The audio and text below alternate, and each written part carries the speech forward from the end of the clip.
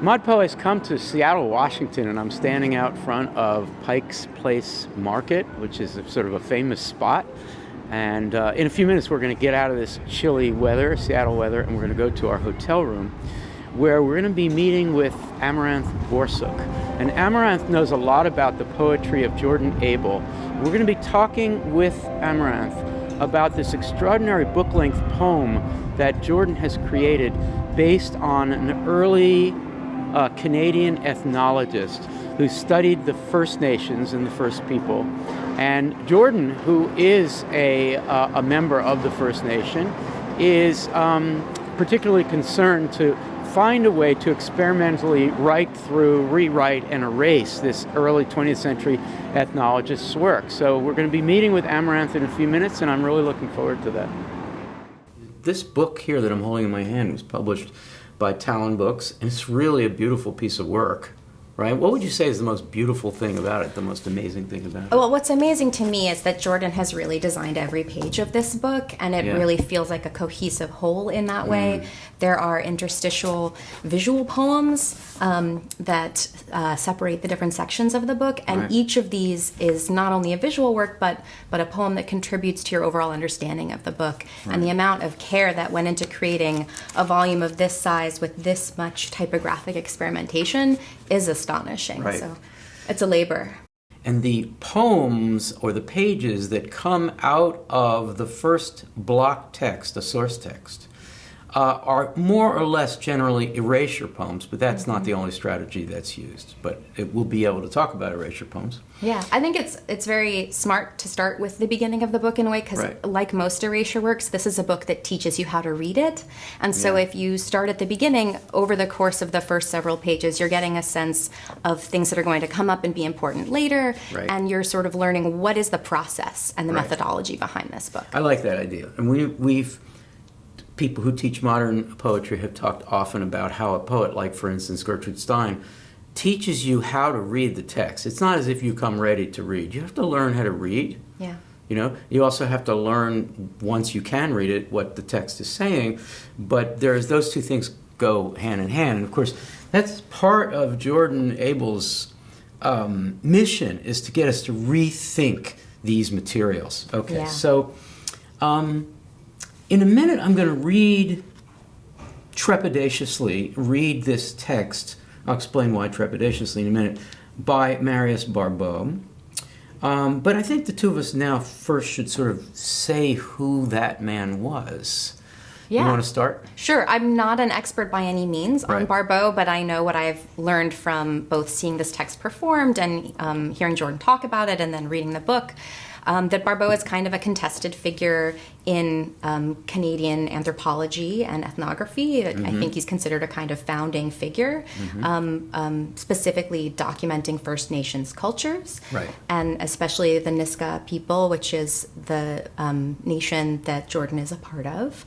But apparently he was not exactly ethical in the way that he selected his informants and the way that he treated their narratives. And that's one of the central things that gets narrated over the course of this book is a project that he undertook in studying totem poles, and that's the volume that this text is extracted from is his volume on totem poles.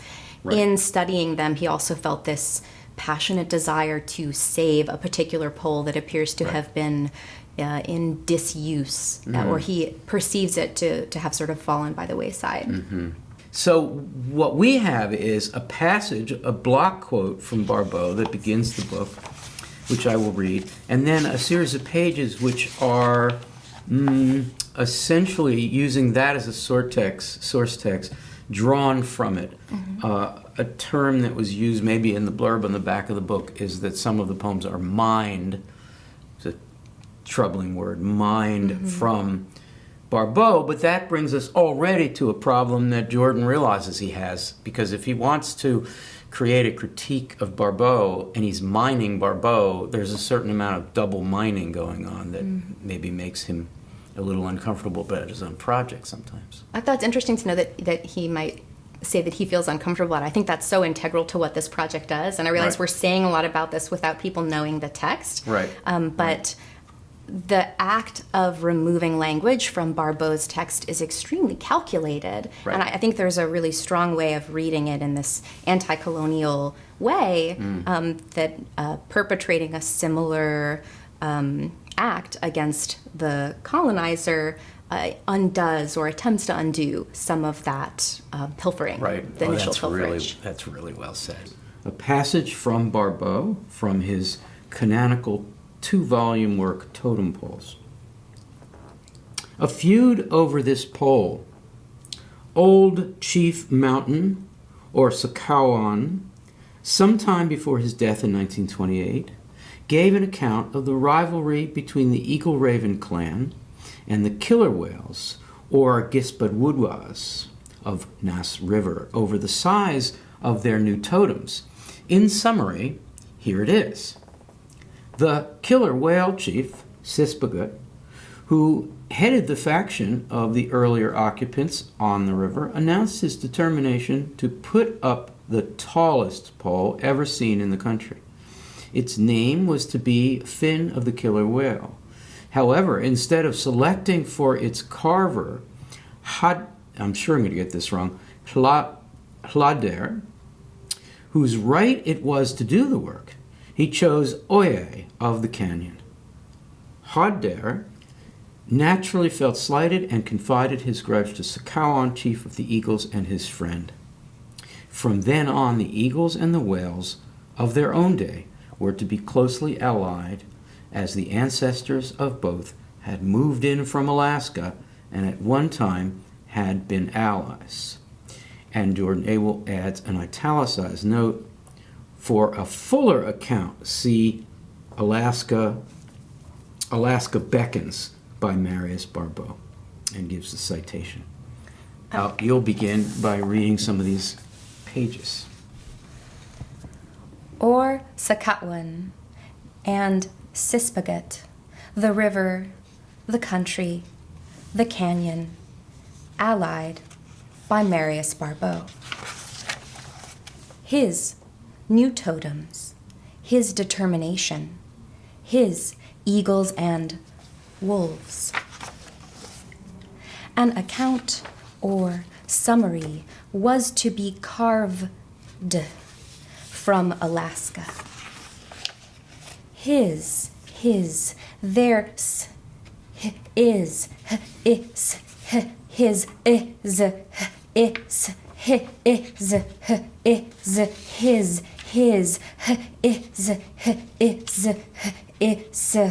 For a fuller account, see Alaska Beckons by Marius Barbot. In summary, his. The one that is all his. There's one there, but otherwise it's all male possessive pronoun. The word fuller for a fuller account is a big, big word. How does fuller read when you get to that point? Yeah, this is a really, really great passage. For those who can't see the text, basically what Jordan has done is he has erased everything except the letters in the word his and the word theirs. And to make that possessive them happen, he has to add an S from elsewhere further down the line. So, as a close reader, you can see that theirs could have been another his. But he chose to leave one theirs intact in the text as a reference to the Niska people to whom this totem pole that was taken originally belonged. Or, we actually haven't gotten to the text where he begins talking about that, but say to the nations that are being spoken about by Barbot in this way. Right. And yet they're not actually given purchase on their own narrative. The footnote leads you to the fuller account is given by Marius Barbot. So even their own possession of their culture, their narrative, belongs to Barbot by leaving in that footnote. And it's a really telling moment, because as that first section sort of shows us, Jordan is finding and encountering this work on totem poles, someone, as you said, who maybe had very good intentions and the desire to do right by the people he was working with and studying, but they became for him, in the words on page 9, his totems. That they no longer have purchase on their own living culture, right? It's treated as this kind of inert, dead thing to be studied by the white discoverer. It's a very colonial perspective. And the brilliance of this, one aspect of the brilliance of this, is that his new totems on page 9, you referred to it, his new totems is the work of a critic poet. Jordan is being a critic, but also he's committing a poetic act to create a poem out of Barbeau's words, so he's being a critic and a maker at the same time. That's one of the things that I so admire about this text, is that it manages to be both lyrically beautiful and to use language in the way that poets can, while also really critiquing and engaging with this source text. So, like, I love the sound poem quality of that. His. Right. That reads very much like a sound poem, and there's also assonance and anaphora and other techniques that are happening in this erasure. So it's not purely conceptual. Right. It's got a lot going on. So it's one thing for a poet like John Cage or Jackson McClough to take the words of a writer they admire, James Joyce, and to mine them or to do chance operations upon them and to grade some. It's another thing to take text, words that are troubled and troubling, and to make something beautiful out of them. Yeah. That's a very complicated gesture. It is. I think it turns out to be a gesture that erasure poets want to make. Right. And one of the things that Jordan does here is, we read through, I think, 5 or 6 pages. Each of those pages use that same single chunk of source text. Right. And there's something interesting there, too, to say, I can enter this text multiple times and each time extract something new and something different. Yeah. And that draws our attention to the fact that the act of attempting to document the cultures that he encountered by Barbeau is at every turn an attempt to extract something different from it. More extraction. Yeah, you used the word mining before, I think, from the blurb on the back cover. Yeah. Mm-hmm. I think that Abel provides us carved on page 11. Can you do a close reading of carved? Yeah, I mean, since this... Because the D gets drawn from somewhere else. Exactly, that's on page 11. Yeah. And since, if readers pick up this book, and I hope that they will, they'll soon learn that the carving of totem poles is central not only to the narrative from Barbeau, but to Abel's own life. The idea of carving as both an erasure method seems to be part of what's being gotten at here, in addition to a critique of Barbeau's carving of what he wanted out of indigenous cultures. In that same poem, page, erasure, an account or summary, the word account, the word summary are obviously from the original. When you get to the word summary, you feel it to be, in the original work of Barbeau, to be a violation. I mean, really. Are you really trying to summarize? Summary is a violation. So Jordan is using it. Yeah. And my notes for account and summary say this, meaning this page, this poem, this work. Erasure is a summarizing. This is another example of how Jordan is conscious of the fact that he's participating in carving, summarizing, accounting. What do you think of that? Does that make sense? Totally, yeah. This is where he's showing us how to understand what we're encountering. Right. Why am I doing this thing I'm doing to the text? Right. I am using erasure to flip the power structure over this initial gesture enacted of the colonizer over the colonized. Right. Erasure allows me to turn that. Right. It seems that Jordan Abel is saying the logical next step is to give that process some gravity. Ethical, political, regional, ethnographic gravity. That's an interesting thing to have learned in avant-garde poetry. And now maybe we should get a little more serious about the potential with all the risks that are involved. Yeah. So you talk about Jordan and his self-consciousness, and we've added to our passage a page much later in the book on 143, in which it's like a diary note of his own return to Toronto. Would you read it and then we'll talk about it? Sure. 05, 08, 2011. Of his own volition, the poet returns to Toronto, confident that he will be reunited with the totem pole removed from the Nass River Valley by Marius Barbeau. The poet confronts the admissions staff member at the ROM, explains that he refuses to pay to see a totem pole that was taken from his ancestral village. The staff member initiates a lethargic request to allow admission under special circumstances, but is unable to contact any of his superiors. The staff member shrugs, verbalizes his apathy, and allows the poet into the museum. The pole towers through the staircase. The poet circles up to the top. The pole is here. The poet is here. I invite you to begin anywhere to comment on this marvelous passage. Yeah, it's a great, we've talked about this as a kind of conceptual project, but it's important to note there's actually a lot of personal aside happening here. Right. And although we have a reference to the poet, and rather than a first person I, because we know the context of this book, we can't help but layer the poet onto the poet Jordan Abel. Right. And embedded within this erasure poem is a narrative about Abel having seen this totem pole as a child, being taken to the museum and just sort of not getting it, going all throughout this museum and leaving with a sort of head whirling, but not having a sense that this was actually a link to his own ancestral culture. And then later on, giving his mother a comic book that featured an image of this totem pole. And she says, "Oh, do you remember we went and saw that at the ROM?" Which he had forgotten.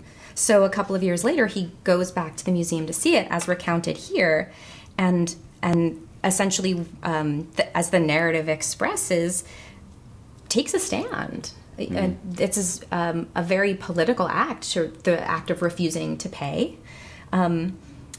And what does it amount to once he actually gets to see the totem pole? The pole is here. The poet is here. There's so much pressure that builds up throughout that, for me, through this prose passage. Right. As there's the return, there's the desire to see something to which one has a deep historical connection, and to see it removed from its context in this way.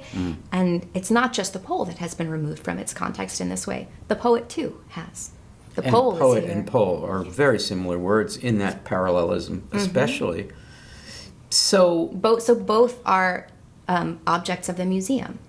By enshrining the totem pole within the Royal Ontario Museum, taking it from its historical and cultural context, it becomes this artifact, right, rather than an emblem of a living culture, which the poet is a living being who is part of an ongoing culture that, when it gets carved up this way, is turned into, in an earlier word in the book, a totem, and in another sense, into a kind of headstone. Or a coffin even, another carved object. So I think that paralleling of the two, the poet and the pole, is meant to sort of hit you hard. I felt hit very hard by that passage. Yeah. And yet, some people pick up this book and say, "What the heck? I don't understand." Yeah. What would be your response? I think you teach this book, I imagine, right? Yeah, well, I haven't taught this book. I read Injun with students last year, and we had, challenging questions about what am I looking at, and how do I read what I'm looking at? Right. And I think that as Western readers, we're often not confronted with the way that our approach to reading has been normativized, and the assumptions that we make as readers about which way our eye traverses the page, what it means to read, who gets to read. Yeah. And I think that privilege comes to the fore when we encounter something that challenges our ability to read it. Can we talk again about erasure? It's only one of the strategies, but it's a great one to start with. Let's do a little close reading of that phrase, erasure poetry. What's erasure? Yeah, well, Powerful word. It is a powerful word. In terms of poetry, erasure poetry takes a source text and removes much of the language from it in order to unearth a kind of submerged text within it. Unearth it even though you're eliminating things. Exactly, right. It's sort of surfacing something hidden.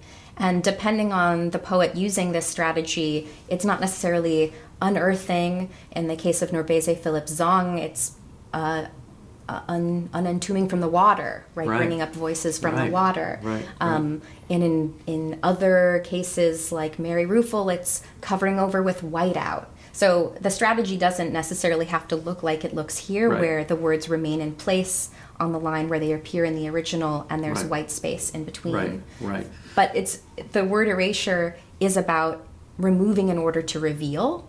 So the word erasure itself, it's an interesting term, because what has been erased from so much of history, and particularly here, is the original indigenous context, right? That erasure is the kind of justification, or it's the point of departure for Abel's own act of erasure. It's an erasure that redresses a preceding erasure in order to reveal the thing that has been submerged within it, which is, I think, one of the things that opening passage is telling us. This is what I'm doing.